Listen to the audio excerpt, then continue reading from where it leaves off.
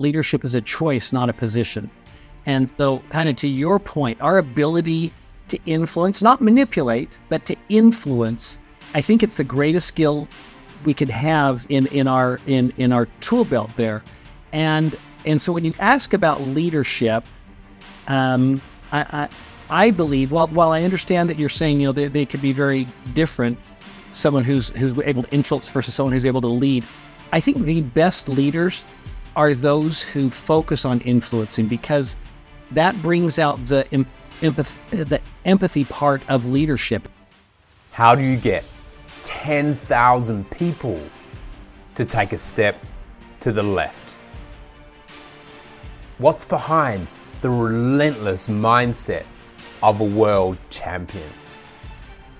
Why do teams of exceptional talent fail? How do you manage the pressure to perform?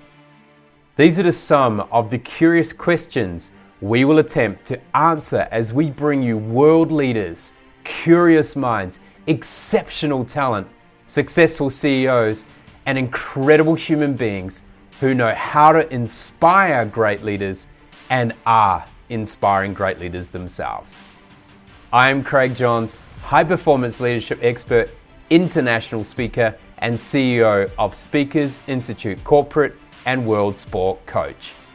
This is the Inspiring Great Leaders podcast, where the ordinary don't belong. Welcome to the Inspiring Great Leaders podcast. Our guest today is a senior consultant and thought leader at FranklinCovey and has over 35 years of experience in human resources, talent development, and executive recruiting.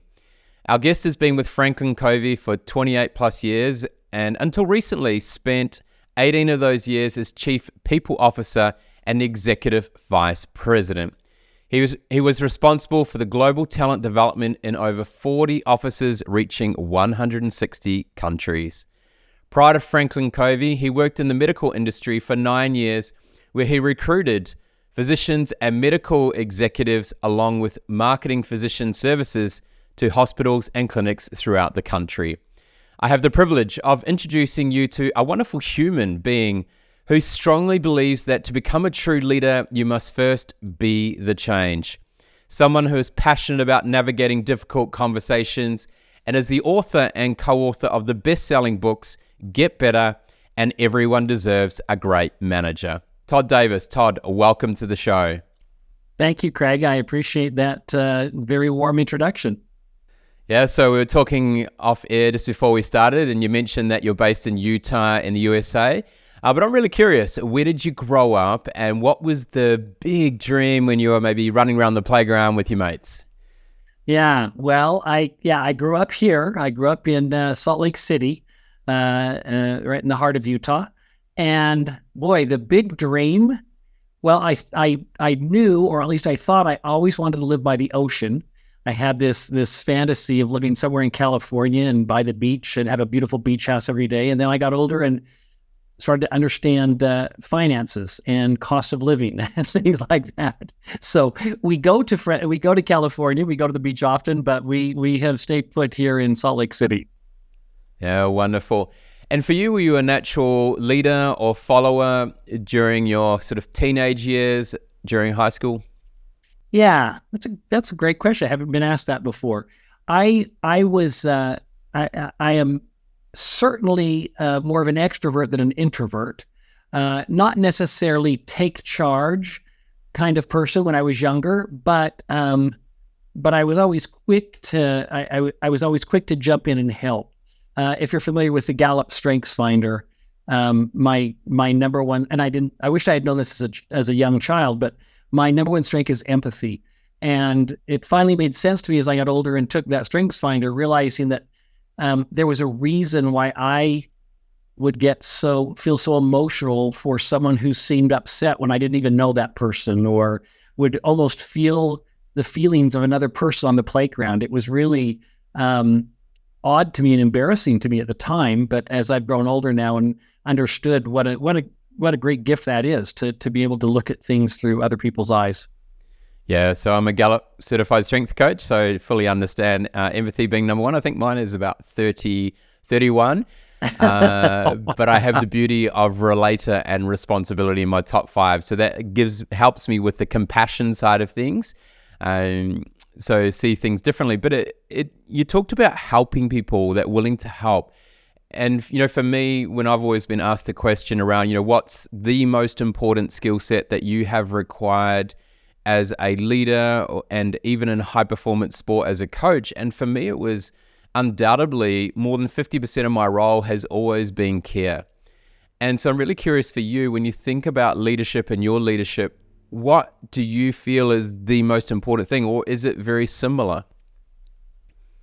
Yeah, not to spend all this time on the Gallup Strengths Finder, but another one of my top five is maximizer. And so it's helping people, because people helped me realize your full potential, seeing what's possible, not just what's good enough, but seeing what's really possible and how rewarding that can be. And so I was on a call earlier today with a person who has got some challenges from a brain injury, and they're very interested in public speaking. And they asked if I would just, I don't know this person, but they asked if I would mentor them or help them. And so I attended. So I've been working with them, and I attended a couple of presentations.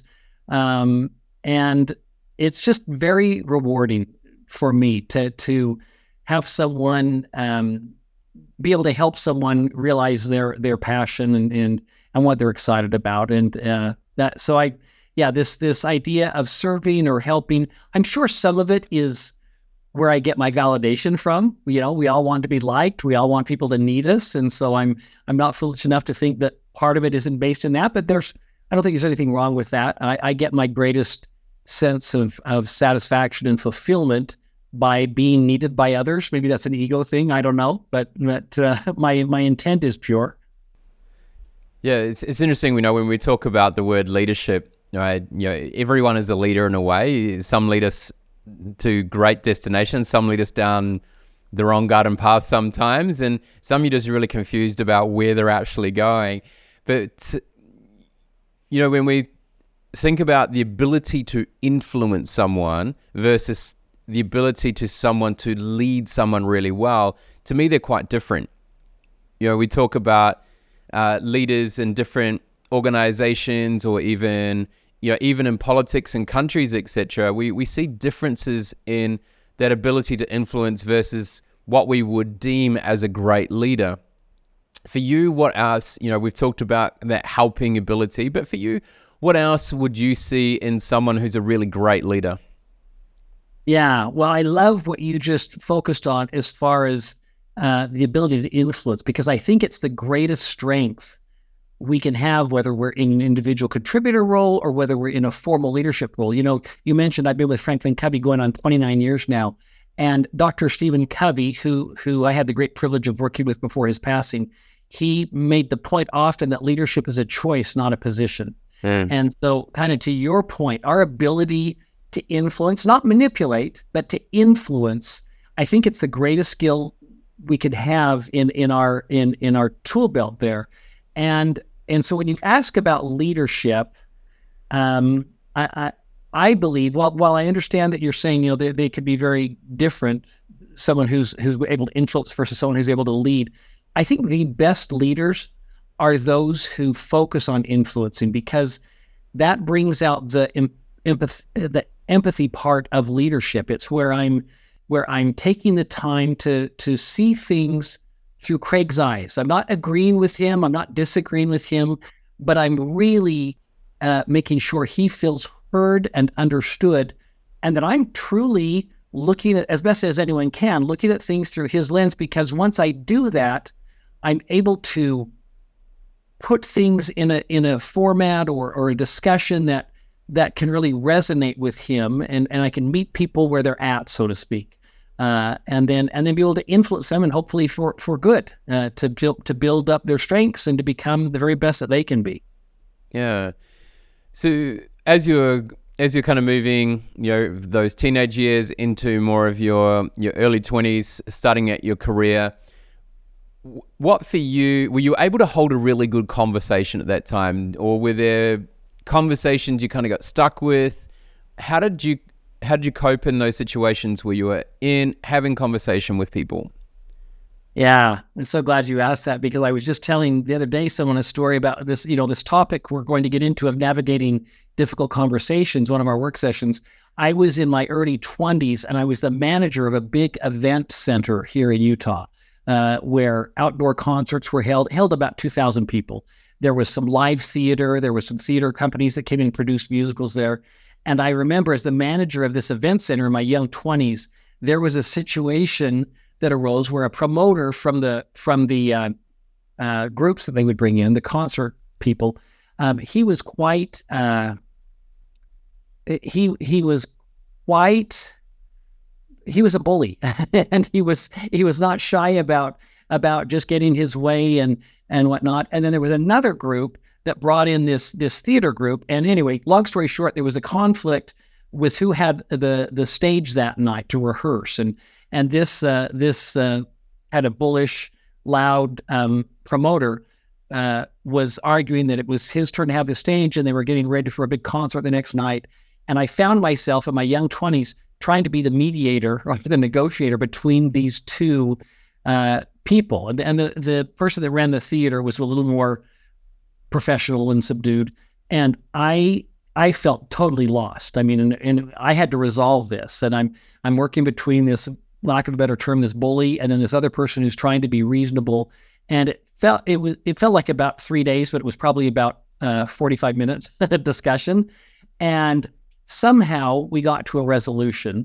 And it was after that, and I say this with humility, but it was after that I realized I had a little bit of a natural gift to help people see the other person's point of view, even people who are somewhat unreasonable. And I think back on that conversation because I look at our work sessions now and the tools that we give people to navigate difficult conversations, and the experience I had doing that. Gosh, 50% of my time as the chief people officer at FranklinCovey for 18 years, because a huge part of your job is coaching leaders and people who are seeing things differently, how to come to an agreement. I look at that now and I think, boy, do I wish I had those tools back then. But anyway, that was a long answer to your question. So no, it wasn't fun, and I wasn't as good at it as I am now. And the only reason I'm good at it now, I'm not no smarter than the next person, but like any one of us, I have so many repetitions doing this and coaching others. And so it starts to become something I'm more confident in and have had more success in. Yeah. Something I've noticed when we talk about high-performing teams or high-performing relationships in a way, I'm a little bit cautious sometimes to talk about high-performing in corporate world because I think it's been overused as a term, and it generally talks about what is performing versus what is really high-performing.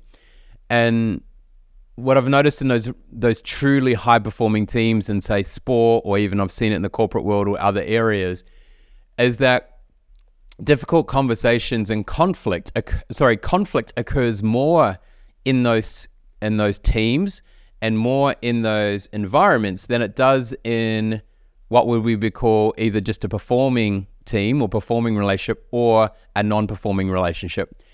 But it's their ability to be able to deal with it quickly and openly and be able to move through it.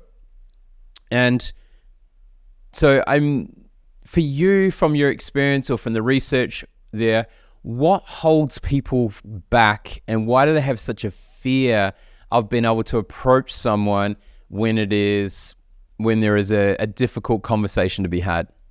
Yeah. Well, the number one reason is emotions.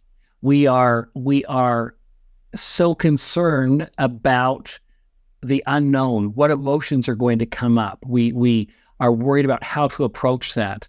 We're not sure how the person's going to respond. We don't want to offend.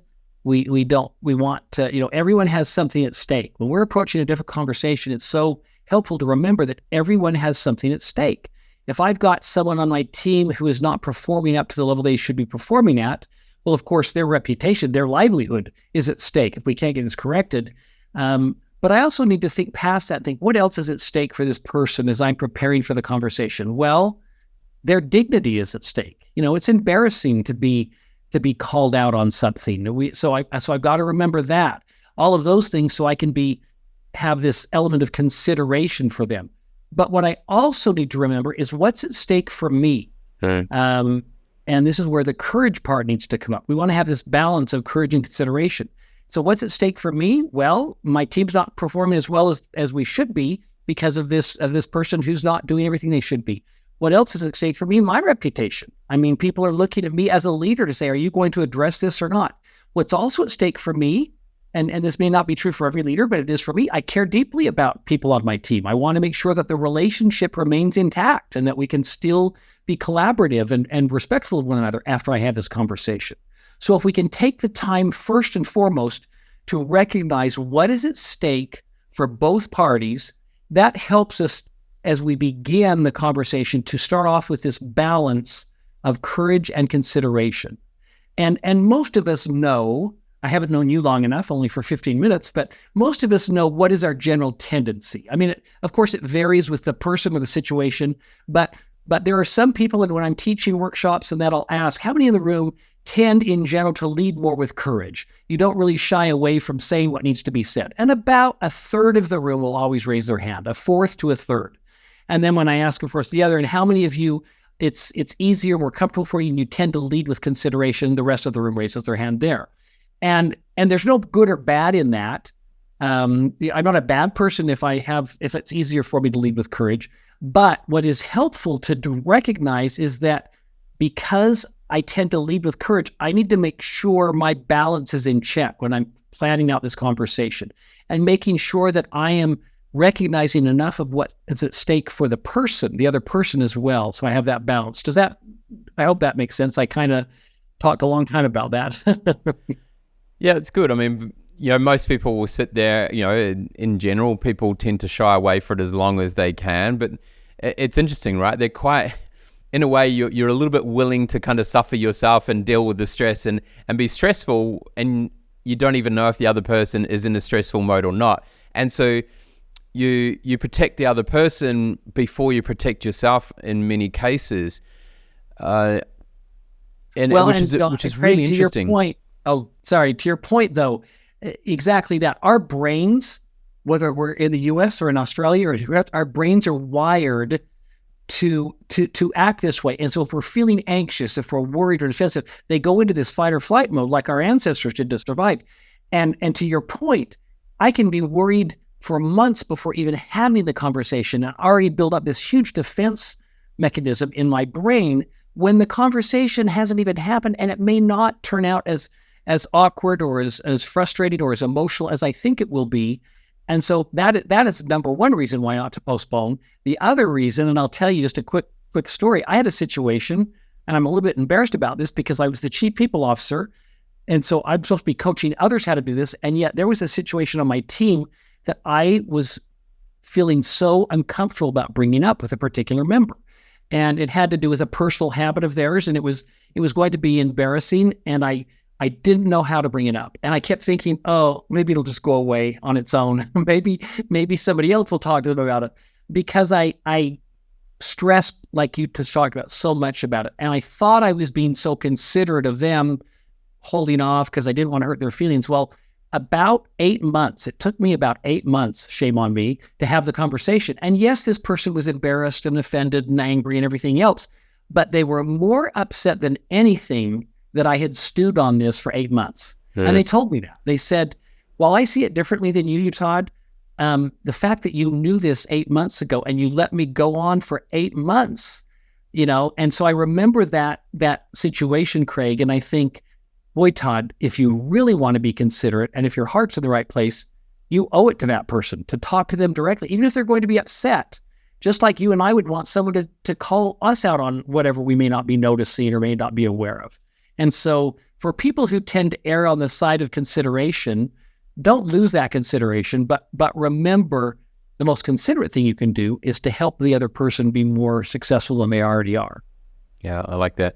All right, so I think it's good to kind of clarify a little bit here what we would consider as a difficult conversation in the context of the corporate world. Let's put it in the context of a corporate world, not in a home relationship or a personal relationship. We'll separate personal relationships and let's look at from a corporate perspective. What are some examples of difficult conversations that you notice that need to be had? Yeah. Well, so the one we've been talking about are just, a leader, if it's a leader, then a performance issue. So there's a person on their team that's not carrying their weight, that's not maybe fulfilling the role expectations as you assumed they would. Maybe there's someone who's been put in a role and they pretended to meet the requirements, or you thought they had the skill set and they don't. So those are some of the common ones in the corporate world. Others in the corporate world aren't necessarily a leader and an employee, but two leaders or two peers or two colleagues that are working on a project, and they both have hopefully the same end in mind, the same result, but they have very, very different opinions of how we should get there or what we should do. That's obviously very common as well. Just how to run a business, how to run different parts of a business. And again, what makes it difficult, it's not always difficult to have different opinions. What makes it difficult is how deeply people feel about their opinions, how unwilling they might be to hear each other out and decide to work together on something. But no, this is how I see we're going to do it. I'm just going to be stuck in that opinion. So those are some that come to mind very quickly about things that I've helped some of our leaders and others deal with in our organization. Yeah. Would you also classify in these navigating difficult conversations that we're going to focus on here today, when people may be in a situation where they need to be able to speak to their manager or the leader or CEO, etc., around, I'm just not coping. I'm struggling with something. We have lots of people dealing with mental health, or that feel kind of in that space of, do I share or don't I share? So would you put them in this category, or would you separate them into something else that is more around like having a courageous conversation or something that's a bit different? Well, I think that example you just gave, those are one and the same. That is a difficult conversation because it's going to require a lot of courage. And so, yes, I would absolutely put that in there. It may be a team member, like you're saying, who feels like they're being asked to do more than they can handle mentally, emotionally, whatever. It could be a team leader who feels as not simple, but as common as, I'm not paid a fair rate for what I do. This is, I love the company. I love our mission statement and what we do, but I'm going to start looking elsewhere because I feel unfairly compensated. That's a difficult conversation that I've helped people prepare for, to talk to their leader or whoever's in charge of their compensation. So absolutely, those things, it's not just a top-down leader to an employee, but it's your example. It's an employee going up to their leader or to another colleague. Maybe there's some unfair treatment that I feel like there's some favoritism going on in the department, and here's the examples. And so that's a difficult conversation that I want to bring up with my leader to see if maybe I'm seeing it wrong, or if we can figure this out and get to a better place. Yeah, one of the areas that we have seen companies may not have navigated these difficult conversations as well as we would like to see them navigating, and that would be redundancies or resizing an organization. And so we've seen lots of different examples of how companies have done this. We've seen some companies who have done mass redundancies in the last year and a half, where literally people turned up to swipe to go into the office and their swipe card doesn't work anymore. That's how they found out. And this is like big multinational companies that still don't quite get this right. And it's fascinating where people aren't able to just put the human first in a way in these situations. And I think that is, when you're talking about the emotional tension, when we're talking about difficult conversations, we've got to put that human first, don't we? Greg, it is such a great example you bring up. I just dealt with this not too long ago with a client that I'm working with, and it was a large company, and they were going through a restructuring, we call it. I know you call it redundancy there, but a restructuring where people were going to be out of work, and we were talking to them, and they said, well, And I was asking them, now, why are you planning on doing it this way? It's very different than what we do at FranklinCovey. And granted, they're a larger company than we are. But I said, now, why are you going to close out their emails at the end of the day? They find out this person's worked for you for 20 years, one example, and they find out that their position has been eliminated. And yes, they're going to get a severance and whatnot, but you're going to close out their email that day. Would you not want to give them the opportunity, the respect to use their email to say goodbye to a few friends? And this person said, well, but what if they were to send a mass email to the whole company in anger? Or what if they were to try and go and steal trade secrets or something through the connections? And I get that in certain industries, we have to be more careful of that than others. But I asked this person, I said, so has that happened before? Because I don't think you always had this policy. And they said, no, it's not happened, but what if? And I thought, and I said to the person, in my experience and in my opinion, you are damaging the entire culture for the what if of one or two people. So let's say somebody sends an inappropriate email in anger. To me, that would be a much better thing to address and work on and work through than the message you're sending out right now about letting 20 people go who have all given such dedication to your organization. And it's as if you're firing them, and you're not firing them. They didn't do anything wrong. They just were restructured or redundancy made. And so to your point, Craig, put the person first. I don't care how large the company is. There are ways to do things like this with respect and dignity. And yes, it takes a little more work. And yes, there are the one-offs that might not handle it as well. But take the time to deal with those people and keep the culture intact. Yeah, good. And we could dive quite deep into that. And I think, look, a lot of it's about trust, right? And so when you're making decisions, when you're having any sort of difficult conversation, I think it's important to consider the way that you approach it. And there are, and obviously I'm sure we'll talk about structures later on about ways you can approach it.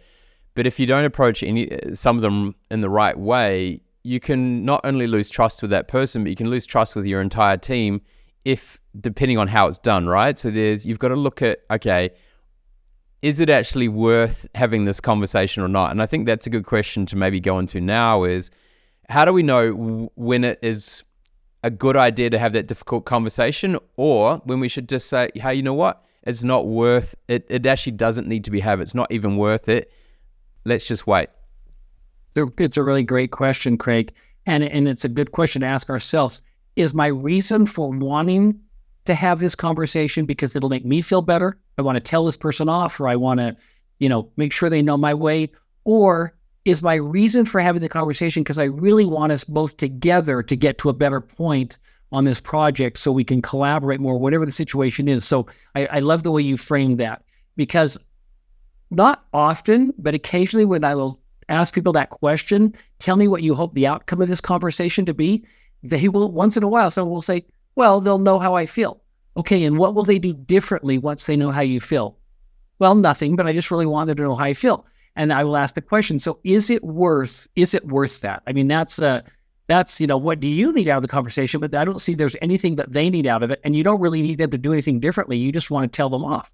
And so when you asked earlier, what makes a conversation difficult? It's when there is something at stake enough that if I don't have the conversation, the results or the ongoing results are going to be less than stellar, and I need to we need to make some changes. And so it's a great question to ask before you even have the conversation. Is this worth it? Now, don't slip into like the person I was telling you about. I don't want to address this behavior. They're going to be so offended. Is this worth it? Well, yes, it is, because other members of the team were looking at me saying, hey, we brought this to your attention and we're losing our level of engagement because you're allowing this to go on. Yeah. And so absolutely that was worth having, but don't talk yourself out of it and say, well, it's not worth having if it's just because I feel uncomfortable doing it. Yeah, I had to have an integrity conversation yesterday with someone, and it was interesting. I had to take some time beforehand, really, really think about it.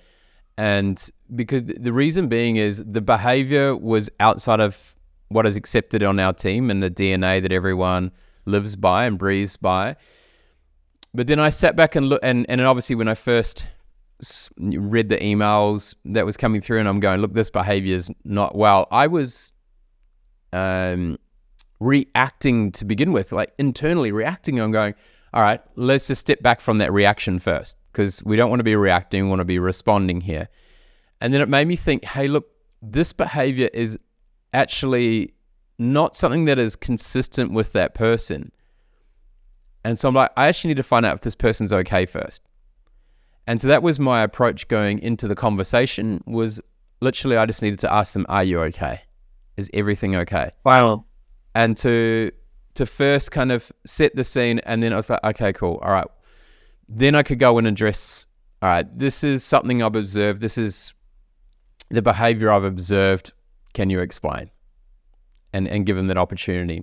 So it was a really interesting situation to be in, because the emotions inside of me were reactive to begin with, but I had to take a step back and go, you know what? I'm not going to, I don't want to be in a reactive state. I need to be in a responsive state. We need to deal with this quickly, but there's something else going on. There could be something else going on here, and I need to check that first. And luckily there wasn't. So I was able to then be able to address the behavior relatively quickly and in a clear and succinct manner. Yeah, I love that example. In one of our other work sessions called Inclusive Leadership, we talk about what you just modeled so well, and that is moving as a leader, moving our mindset from I bet to I wonder. You know, I bet Joe is as disorganized at home as he is here at work, and that's why he's always late. Versus, I wonder what's going on in Joe's house that has caused him such stress and to be kind of, unorganized. And so moving from I bet to I wonder, just like you did there, I wonder if there's something else going on in this person's life, because this isn't normal behavior for them. This isn't judgment they would usually use. And that's just such a great attribute for a great leader, as far as being inclusive, being inquisitive, not assuming, asking, but not assuming. Yeah. So kind of, you touched on, obviously you waited 8 months to have that conversation you spoke about earlier. We've kind of touched on... Could we just forget that, please? No, that's okay. But the question I'm going to ask here is, and it may be something that our listeners have considered, but something they haven't really considered, and that is, what is the result of not having that difficult conversation? What sort of things can happen because of it? And we've talked about one there about trust, but what other things can happen inside, not only in that relationship with that person, but also in a culture and a team?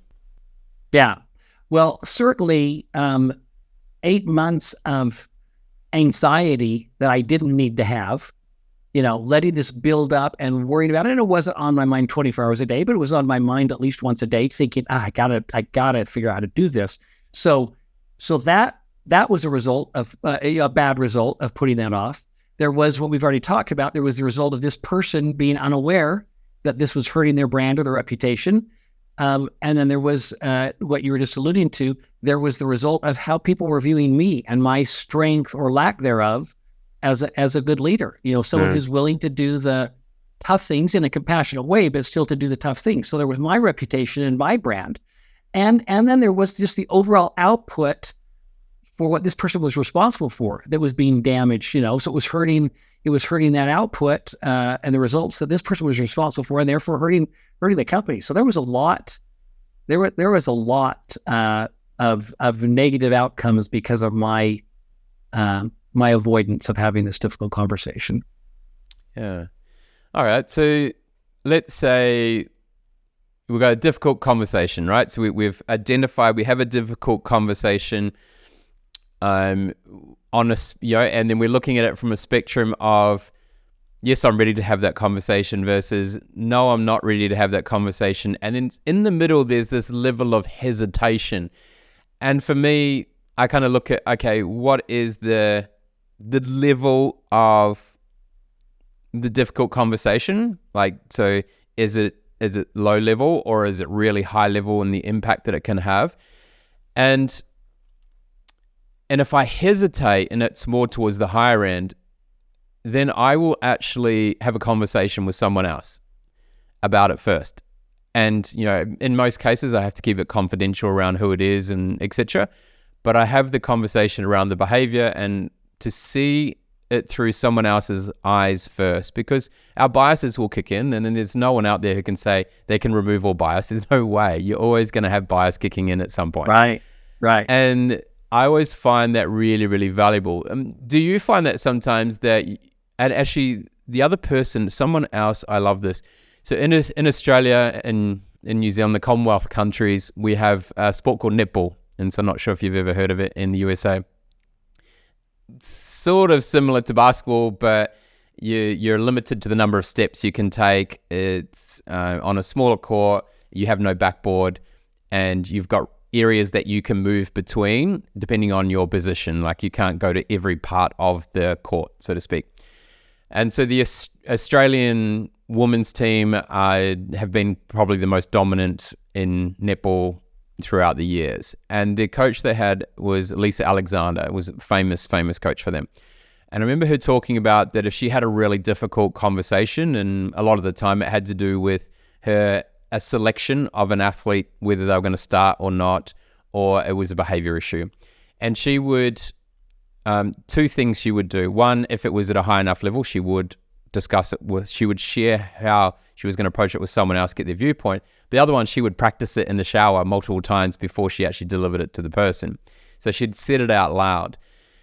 For you, what do you ever, at what level for you do you normally go to someone else, or don't you use someone else when you're about to go have a difficult conversation? Yeah. In my experience, if it's in the category of a difficult conversation, whether it's high, we're expecting a high level emotion or low emotion, I always will review it with someone.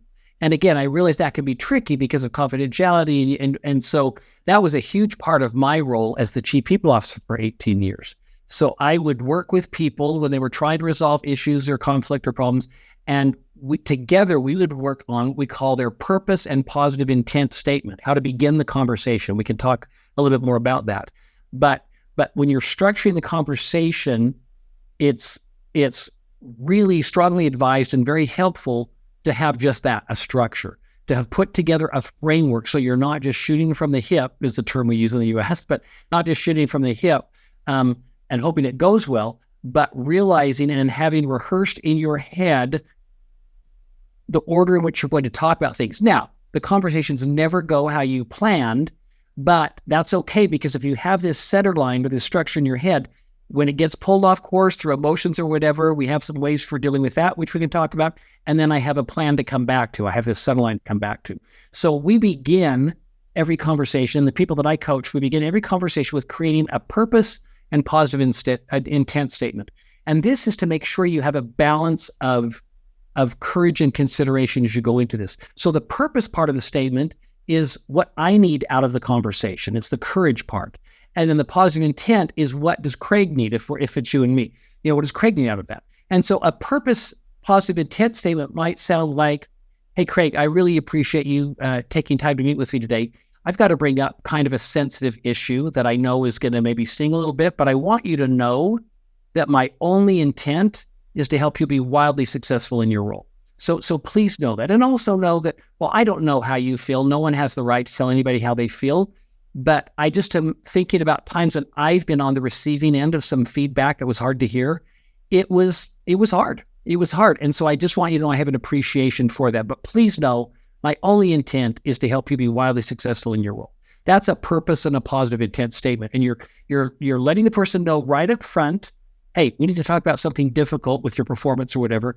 And my only intent is to help you. I'm not out to get you. I'm not trying to embarrass you or put you down. And in fact, that's why I will always include sharing a time when I have received some feedback. So they're not as embarrassed as they would be otherwise. They're going, okay, you've admitted you get feedback as well. So that's the most successful way I have always found to begin a difficult conversation. Yeah, okay. When it comes to actually addressing whatever is difficult, right? Do you look at whether you separate the behavior from the issue? sometimes we look at, all right, if you go directly towards the issue versus, like, it's sometimes easier to go towards the behavior versus the actual issue that's occurred. Do you have any preference around how you approach the difficult situations? Like, would you go more towards the behavioral issue, or is it very contextual? Well, no, it's a good point you bring up. And how I think of it, a little bit different than what you're saying. I think of it as frame things in a way where you're not attacking the person, but you're addressing the behavior. Yeah. And the best way to do that is to talk about the results of the behavior. And so just continue with our hypothetical here. So, Craig, I appreciate your time, and I need to bring up something difficult with your performance. But I want you to know my only intent is to help us be wildly successful. This has to do with the load you're carrying and the work you're responsible for versus the other members of the team. You have a lot of talent, and when you're here, you do some great work. But you have, and we've talked about this before, but you have repeatedly taken off more time than anyone else, and there's this huge workload, and people are feeling like it's a little bit unfair. And that's one of the outcomes. And the other outcome is we're missing our deadlines because we don't have you fulfilling your part of the role. And I've known you for a while. I wouldn't imagine this is intentional, but I wanted to bring it to your attention because it's something we've got to figure out how to course correct pretty quickly here. Yeah, so okay. Talk about the behavior and talk about the outcome of the behavior, but it's not a personal attack on the person. Yeah. Always been able to separate the person from the problem, I think, is absolutely critical. Yes, we talked about earlier about the importance of putting the human first, but we need to focus on the problem. We have to direct towards the problem, not the person. In my experience, I've noticed there are a couple of words that tend to be able to shift when you're giving feedback from being a personal attack to actually delivering effective feedback. And I've found that the two key words when we start with feedback is around, if you use the word you or why as the first word, it becomes a personal attack straight away. Right. What are some tips of sentence starters that are really useful, that are able to separate the person from the problem quickly, and so that they know that you're addressing a problem versus attacking them? What do you have some examples around how you could start sentences? Well, I will tell you, and this may seem odd to some people, but I agree with you 100%. The more you use you, then unintentionally it becomes a personal attack on the person. But I will often just say exactly what I'm thinking about this topic. In other words, I will say, Craig, please know this isn't an attack on you as a person. You're a wonderful human being. I appreciate your many talents in that. This is addressing the problem that your behaviors are causing. So I want to be really clear that this isn't about you as a person. Jane and Fred and Sarah, they all think you're wonderful, and I think you're wonderful. But the behaviors of your punctuality or whatever the issue is, they are resulting in this shift, this seemingly unfair shift in the team and the workload that everybody's carrying. So to your point, Craig, I just spell it out for people. I just say, I hope you're not looking at this as an attack on you, because that's the furthest thing from my mind. I just need to, and hopefully we can figure out together how to change this behavior so that we can all help each other succeed and be part of one team. And sometimes that'll open up to the person doesn't even like their job, they don't want to be there or whatever, but then great, then I know what to address here. But if I think this person's liking what they do and they're engaged and I'm just trying to get them to shift their behavior, then call it what it is. But be open to the fact, like you talked about in your earlier example, maybe something else is going on in this person's life. And so you can uncover a lot of things. And that's where I really appreciated your example of, wait a minute, I gotta put my emotions aside, or my reactive emotions aside for a minute and ask what else is going on. In fact, 3 tools we use in the work session are to pause, to observe, and to ask. We say pause, don't panic, observe, don't judge, and ask, don't assume. And those can be all used at the same time or individually, but each one of those is to put the human first and to make sure you really understand what's going on, and you pause to make sure that your reactions, your emotional reactions or your defensiveness aren't taking over what you're hoping to accomplish with the conversation. Yeah, great. Okay. So we've talked a little bit about, so we've got here, the pause, observe, and then ask. And so we'll come back to those a little bit in a second. But before the pause, and we talked about before at the beginning there of having a purpose and positive intent. Positive intent at the beginning. Okay, so you got the purpose and positive. But so we've got that content, what we are going to say. But before we even go into the room or onto the phone call or onto the Zoom, what are some things we need to be aware of in regards to our body language and even things like breathing or etc.? What state do we need to be in before we even step into the room or step onto the call, which is important for people to consider? Yeah. This may be obvious to some people, but I really appreciate you asking that, because it is, if we're live and in person or even if we're on Zoom, it's, do I have things, if this is going to be a difficult conversation, have I got my door locked so somebody doesn't come into, let's pretend we're on Zoom, which we are on Zoom. Actually, I've got my door locked so somebody doesn't come walking in. Have I got the barking collar on the dog in case the UPS or the mailman shows up and he goes crazy right in the middle of an emotional part of his conversation? Have I taken off, this sounds silly, but have I taken off my Apple Watch if I have one? Because we all know every time we get a text or a message, it vibrates and I automatically might look at my watch unintentionally. So have I taken that off, which is a practice that I do? Have I really cleared my head? Have I got a plan? And then back to what we talked about earlier, have I got a plan for the conversation? Have I got a structure in my mind that I've rehearsed and reviewed so that I know when we get pulled off track with emotions, what I can come back to, and that I can conclude the conversation in the right way? So all of those things, just making sure the right setting is in place. Am I in tune enough with the other person so that I can watch for things that might be distracted on their end? So I can say, hey, Craig, it looks like this might not be the best time. Do you want to, we can schedule to continue this conversation later tonight if I've noticed that they're being, distracted or they're getting too emotional or whatever. Again, remember the human being. So say, gosh, I can tell this is really, really frustrating for you or upsetting for you. I want to be sensitive to that. Do you feel okay to continue the conversation now, or do you want to pick it up later today or tomorrow? The words psychological safety have been used a lot in the last couple of years and seem to even have more prominence in 2024, and creating permission for people, having permission. So when we're either in a situation, do we want to be leaning back in the chair? Do we want to be leaning forward towards them? Do we want to be nice and tall and just kind of in a relaxed state? Do we want slow movements, fast movements? What sort of things are important to consider from how we ourselves are moving and positioned in those conversations? It's a lot to think about. As you just bring up, it's important and it's a lot to think about. And I'm thinking about listeners who maybe are just now starting to get better at handling different conversations. They're thinking, okay, wait a minute, I got to remember to start with this statement. I got to remember to sit back, and I got to remember to do this and that. Those are all important, and I want to talk about those.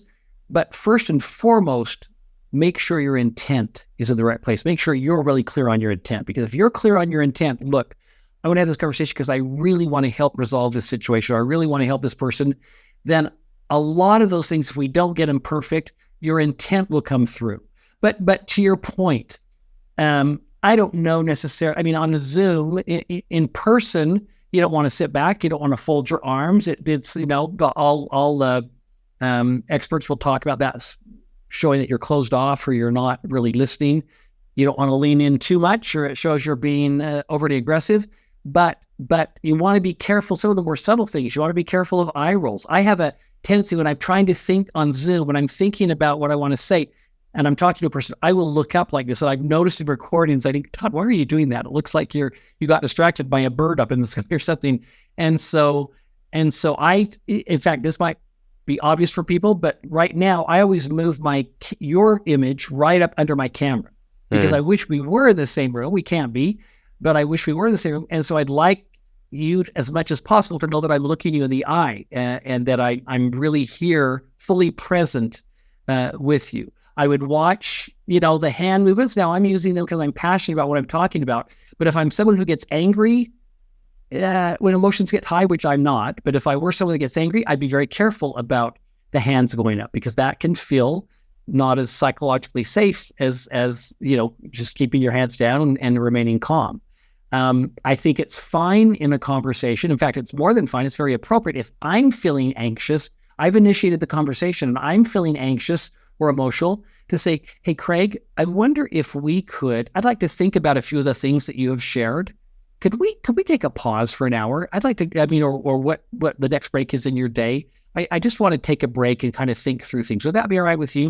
I think that's perfectly acceptable for either party to say. Yeah, very good. So we've got the pause, don't panic, and talk us through that approach, right? So we've come in, we've either come on Zoom, we have walked into a room, you have,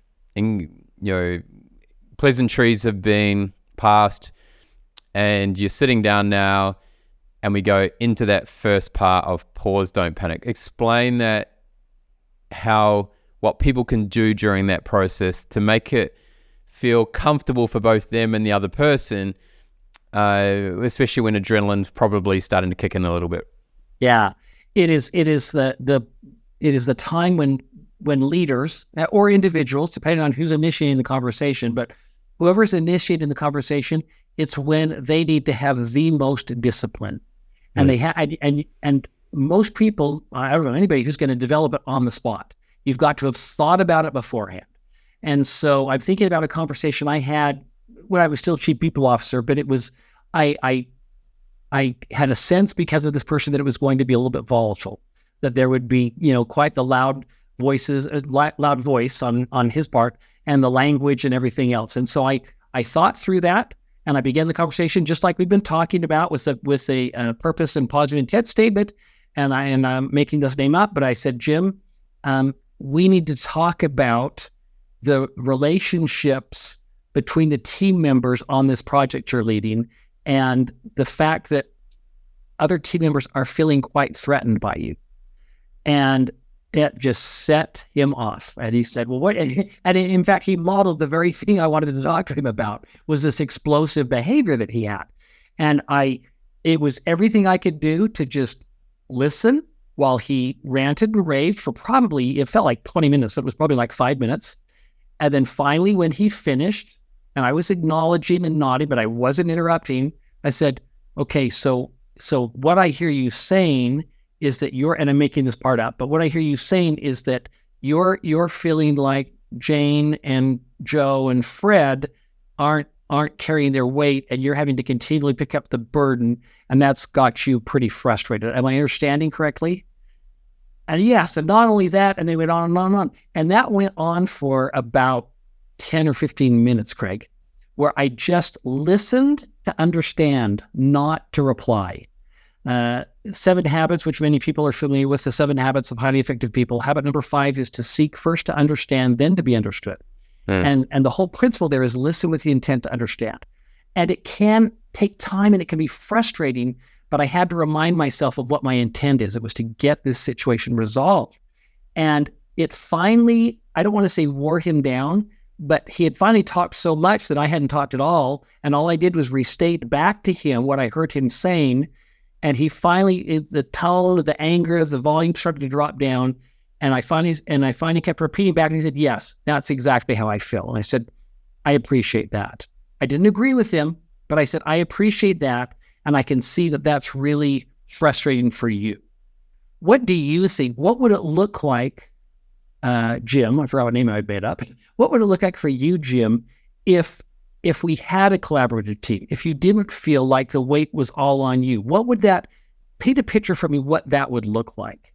And so that's just an example of what pausing, don't panic. And we say don't panic because sometimes when somebody starts yelling, if you're not skilled at it, you do panic. So pause and take the time. And yes, it does take time. But Dr. Covey used to say often with people, fast is slow and slow is fast.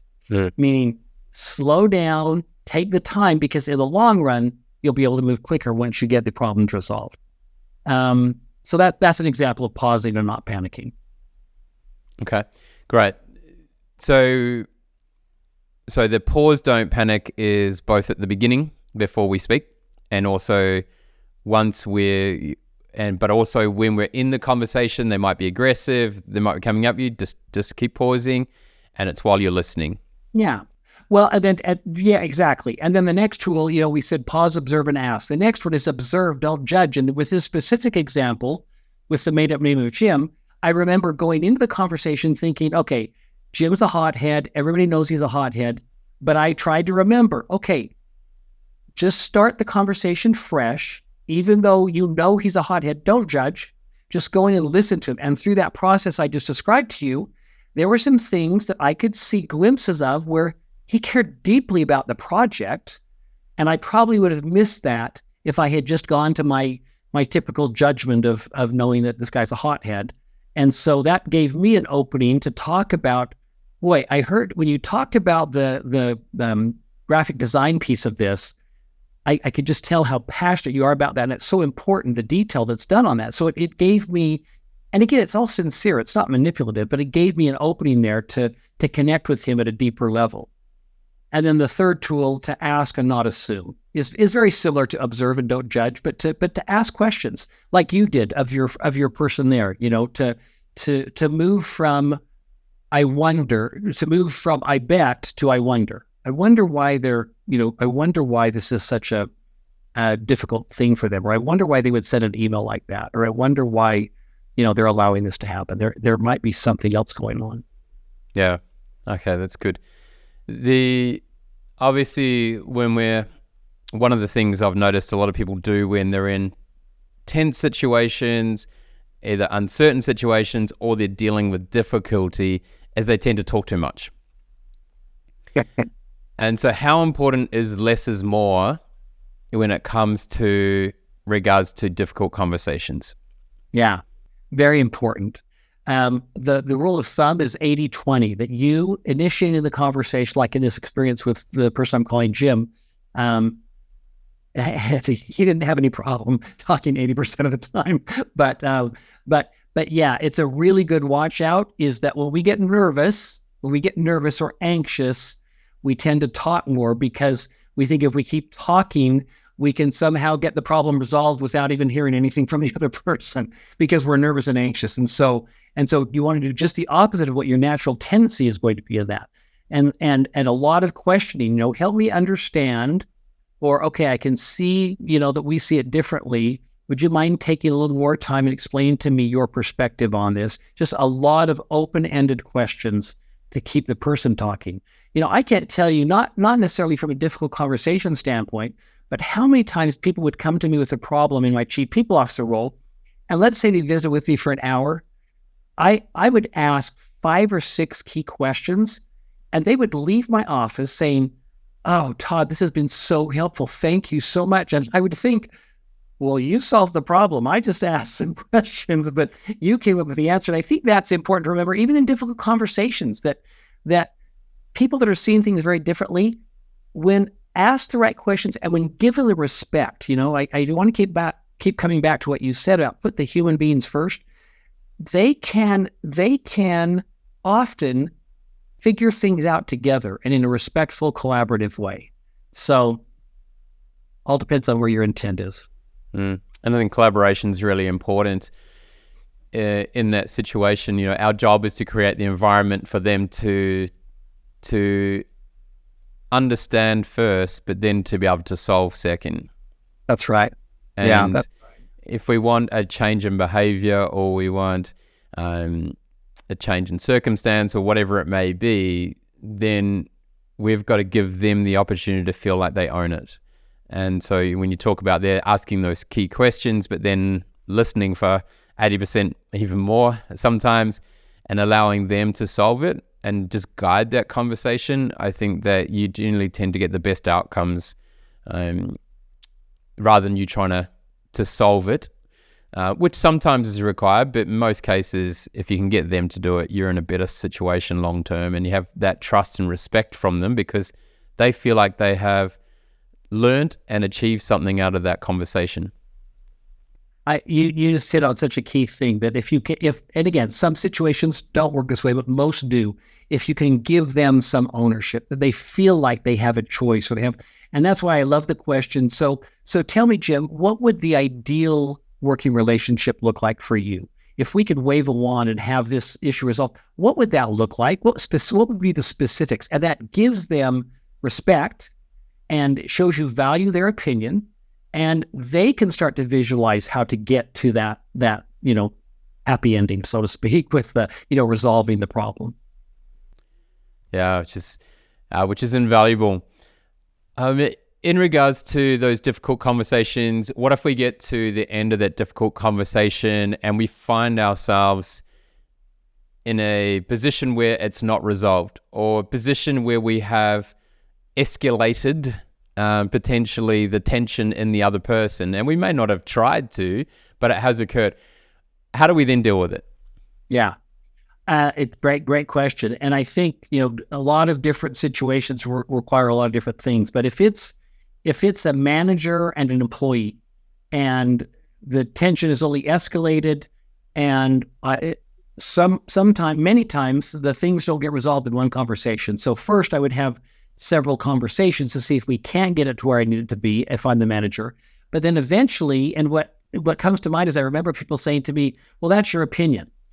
And I would finally say, very respectfully, I'd say, you're exactly right. And part of my role as a leader is to make sure I understand as best I can a situation, and then to form an opinion and make a decision. So you're right. I respect that you see it differently, but it is my opinion, and therefore it's my call. And I've heard everything you've said, and we've talked through, and I've adjusted the things we could, but this is how we're going to move forward. I really want you to be a part of the team and be on board with it. I hope you can do that. If you can't, we'll need to have a different discussion. But I want you to know how much I respect you. It's been great to have these discussions, so I know more from where you're coming from. But at the end of the day, after hearing everything you've said and taking everything into consideration, it is my opinion, and therefore it's my call to make that. That's with an employer and employee. With two peers, I had an example that I was helping somebody with on a project. One didn't have authority over the other, but the project leader said, Jamie, I really want you on this team, but if we can only get you when you feel like doing it, gosh, your expertise, I won't be able to find that, but I'll have to find someone else who maybe doesn't have the expertise, but is more adaptable and flexible. So there has to be some, I don't like the word ultimatum, but there has to be some decision point at some point, but only after you have paid the price and tried to show the respect and explore any and all possibilities, and then get to that point of decision. Yeah. Okay, great.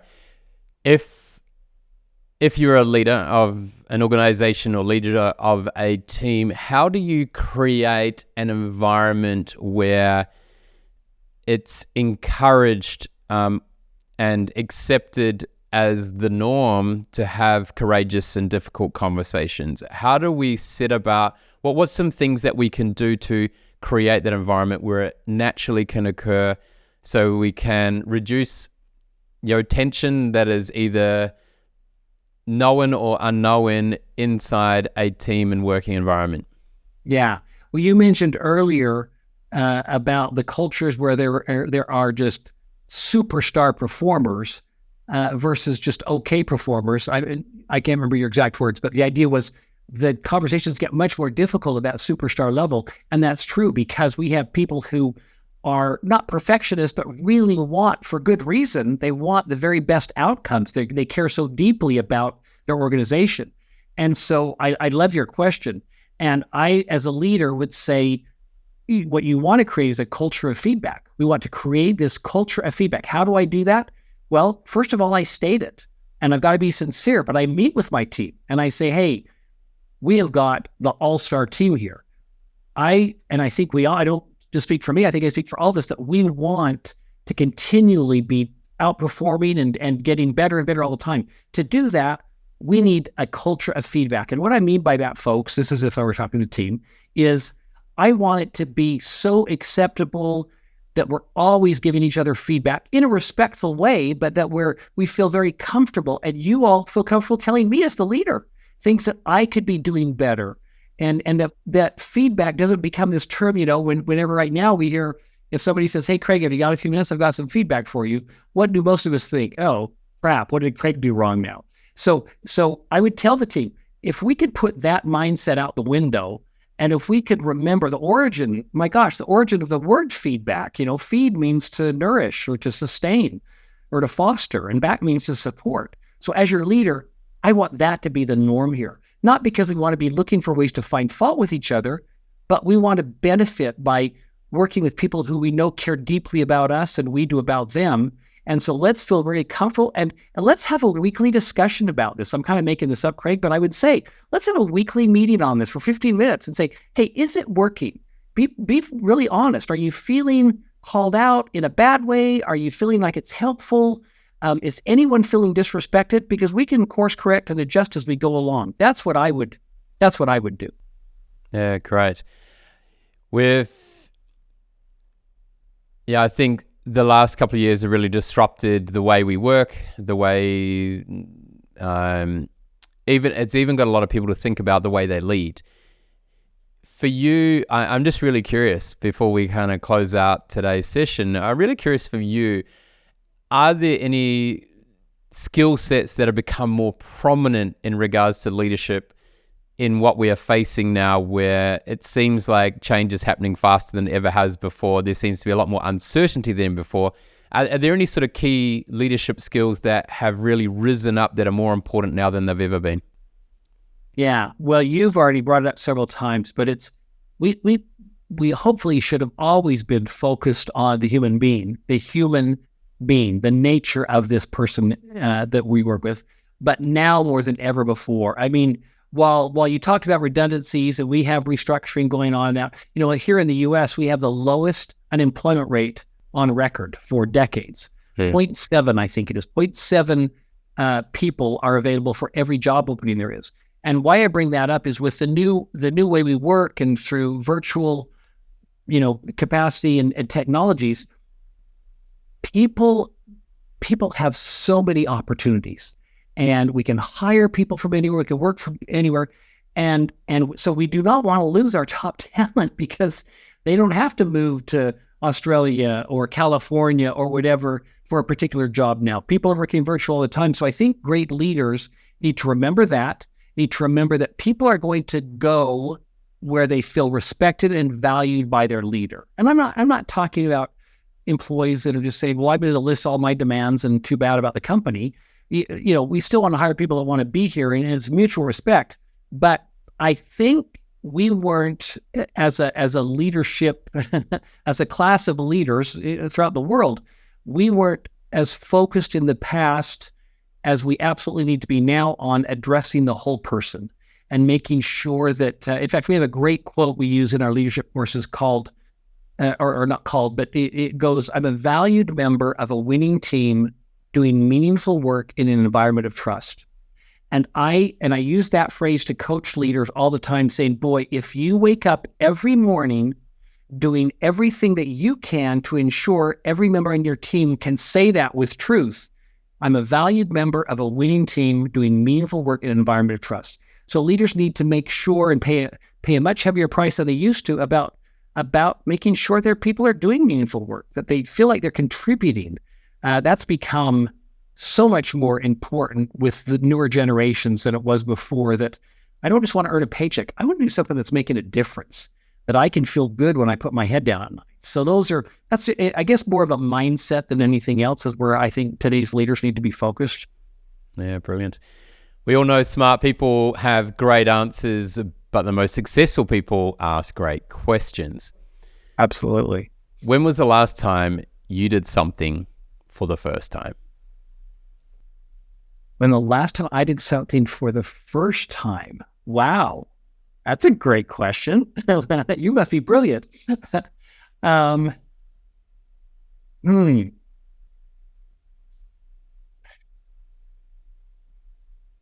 Boy, business related, work related? Anything. Can be anything. Yeah. Well, two things that come to mind. Don't laugh at these. I spoke at a very large conference in Dubai, And while I'd done a lot of speaking around the world, it was one of the largest audiences to which I'd ever spoken. So that was nerve-wracking, but exciting. So that was something I hadn't done before to that size of an audience. I had to have, back to difficult discussions. I had to have because of a position that I was in, I had to have a difficult discussion with the CEO of a company, not our company, but of a company. I felt woefully inadequate to have this conversation.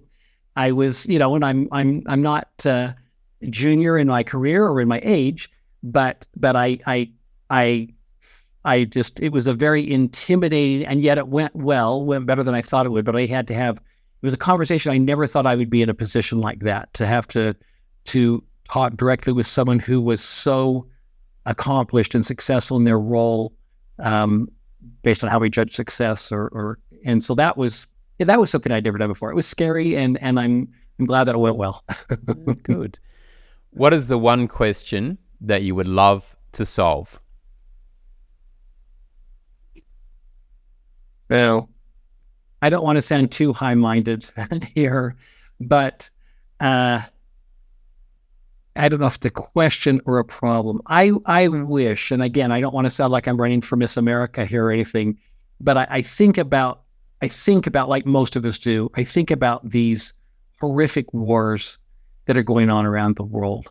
And I think about this every morning. And I think if there were a question or problem I could solve, it would be to have men and women, but it's mostly men that are cause these, put their egos aside and put humanity first.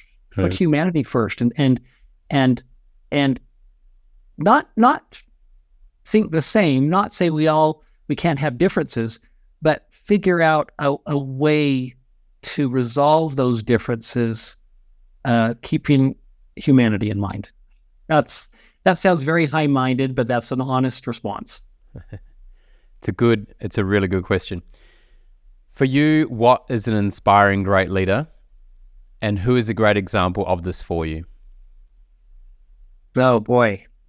I will be a little self-serving here because it's our current CEO. His name's Paul Walker. There's also an actor in the United States called Paul Walker who was killed in a car accident. It's not that Paul Walker, but it's FranklinCovey's current CEO. He is, in my experience, and I don't know if he'll ever even hear this podcast, I'm going to tell him to, he is this perfect or near perfect balance of courage and consideration, like we've been talking about.